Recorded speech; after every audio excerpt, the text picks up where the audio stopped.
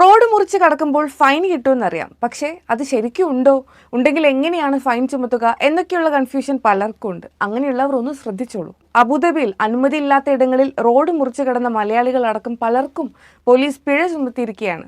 ഓരോരുത്തർക്കും 400 ദിർഹമാണ് പിഴയായി കിട്ടിയത്. മുസഫ ഷാദിയയിലെ കെട്ടിടങ്ങളിൽ താമസിക്കുന്നവർക്ക് ഇക്കഴിഞ്ഞ ദിവസങ്ങളിലാണ് ഫൈൻ ലഭിച്ചത്. ഇപ്പോൾ നഗരത്തിലെ പ്രധാന റോഡുകളിലും ഉൾപ്രദേശങ്ങളിലുമെല്ലാം പോലീസ് പരിശോധന കർശനമാക്കിയിട്ടുണ്ട്. നിയമം ലംഘിക്കുന്നവരുടെ എമിറേറ്റ്സ് ഐഡി പോലീസ് എടുത്ത് രേഖപ്പെടുത്തും. 1 മാസത്തിനകം പിഴ അടയ്ക്കണം, ഇല്ലെങ്കിൽ ഓരോ മാസവും 10 ദിർഹം വീതം അധികമായി ഈടാക്കും. വീടിന് മുന്നിലെ കടയിൽ പോകാനായി റോഡ് മുറിച്ച് കടന്നവർക്കും പിഴ കിട്ടിയിട്ടുണ്ട്. ഷാബിയ ടണ്ണിൽ താമസിക്കുന്ന ഒരു വാച്ച്മാന് 6 മാസത്തിനിടെ 6 തവണയാണ് പിഴ കിട്ടിയത്. കുട്ടിയെ സ്കൂൾ ബസ്സിൽ നിന്ന് കൂട്ടാനായി റോഡ് മുറിച്ച് കടന്നപ്പോഴാണ് ഒടുവിലത്തെ പിഴ. കുട്ടിക്ക് എമിറേറ്റ്സ് ഐഡി ഇല്ലാത്തതുകൊണ്ട് തന്നെ വാച്ച്മാന്റെ ഐഡിയിൽ തന്നെ 2 പിഴയും ചുമത്തി.